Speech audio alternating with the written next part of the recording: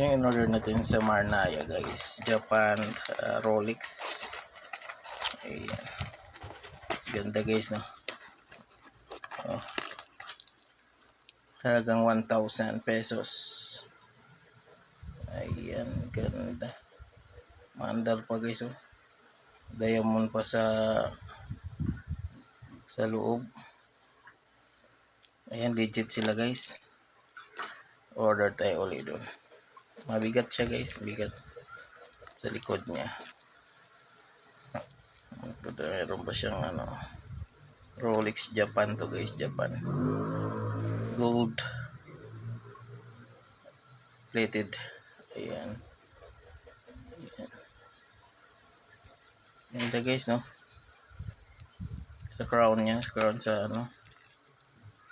Ayan. Thank you Marnaya. Legit.